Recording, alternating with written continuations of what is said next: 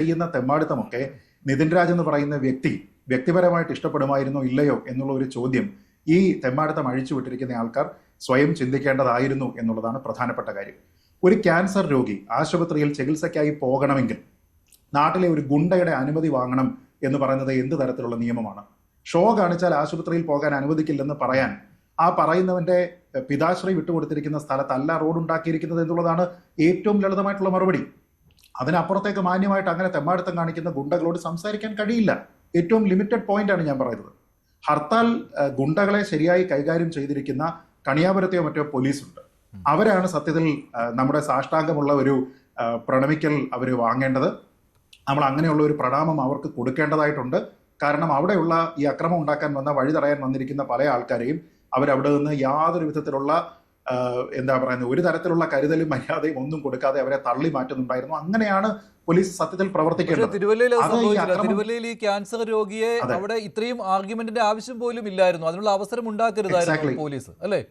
Exactly. നോക്കൂ, നമ്മൾ ആലോചിച്ച് നോക്കിക്കഴിഞ്ഞാൽ ഇവരെ കൂടാതെ ദിവസവേതനക്കാരായിട്ടുള്ള ആൾക്കാർ, ചെറുകിട കച്ചവടക്കാർ, ഇങ്ങനെയുള്ള ആൾക്കാരെ എല്ലാം ശത്രുപക്ഷത്ത് നിർത്തിക്കൊണ്ടുള്ള ഒരു പെരുമാറ്റത്തിനെ നമുക്ക് എങ്ങനെയാണ് ഇന്നത്തെ ദിവസം വൈകുന്നേരം വന്നിരുന്നിട്ട് നീതീകരിക്കാനായിട്ട് കഴിയുന്നത്? ഒരൊറ്റ കാര്യം ആലോചിച്ച് നോക്കൂ. ഇന്ന് നടന്നിരിക്കുന്ന അക്രമ സംഭവങ്ങളിൽ ഹൈക്കോടതി സ്വമേധയാ കേസ് എടുക്കുന്നതിന്റെ സാഹചര്യം എന്താണ്? അത്രത്തോളം അക്രമം ഇതിൽ നടന്നു എന്നതുകൊണ്ടാണ്. സത്യത്തിൽ എന്തിനു വേണ്ടിയിട്ടാണ് ഈ ഹർത്താൽ നടത്തിയതെന്ന് ആലോചിച്ച് നോക്കൂ. നിതിൻ രാജിന്റെ മരണത്തിൽ നീതിപൂർവമായിട്ടുള്ള അന്വേഷണം ഉണ്ടാകണം. റൂൾ ഓഫ് ലോ അവിടെ കൃത്യമായിട്ട് നടപ്പാക്കണം. ഇതാണ് ആവശ്യം. സമാധാനപരമായിരിക്കും ഈ ഹർത്താൽ എന്ന് പറഞ്ഞിരുന്നത് ആരാണ്? സമരസമിതിയല്ലേ. അവശ്യ സർവീസുകളെ ബാധിക്കില്ല എന്ന് പറഞ്ഞത് ആരാണ്? സമരസമിതിയല്ലേ. സഞ്ചാര സ്വാതന്ത്ര്യത്തിനെ തടസ്സപ്പെടുത്തില്ല എന്നും വാഹന ഗതാഗതത്തിനെ തടസ്സപ്പെടുത്തില്ല എന്നും പറഞ്ഞത് ആരാണ്? സമരസമിതിയല്ലേ. എന്നിട്ട് ഇന്ന് കാണിച്ചത് എന്താണ്? ആർക്കാണ് ഇന്ന് കാണിച്ചിരിക്കുന്ന തെമ്മാടിത്തരത്തിന്റെ ഒക്കെ ഉത്തരവാദിത്വം? മനുഷ്യന്റെ സഞ്ചാര സ്വാതന്ത്ര്യം ഉൾപ്പെടെ ഇല്ലാതെയാക്കി രോഗികളോട് പോലും കരുണയില്ലാതെ പെരുമാറാനായിട്ട് ഇക്കൂട്ടർക്ക് എങ്ങനെയാണ് കഴിയുക എന്നുള്ള ചോദ്യമുണ്ട്. ചോദിച്ചത് ആ രണ്ട് കാര്യങ്ങളെയും താങ്കൾ എങ്ങനെയാണ് കാണുന്നത്? ഒന്ന്, ഈ ദളിത് സമരമായതുകൊണ്ട് ജനങ്ങൾ മുഖം തിരിച്ചു, അവർ സഹകരിച്ചില്ല എന്ന് അദ്ദേഹം പറയുകയാണ്. പിന്നെയുള്ളത് പോലീസ് നോക്കി നിന്ന് ജനങ്ങളെ സമരക്കാർക്കെതിരെ തിരിയാൻ പ്രേരിപ്പിച്ചു എന്നുള്ളതാണ്.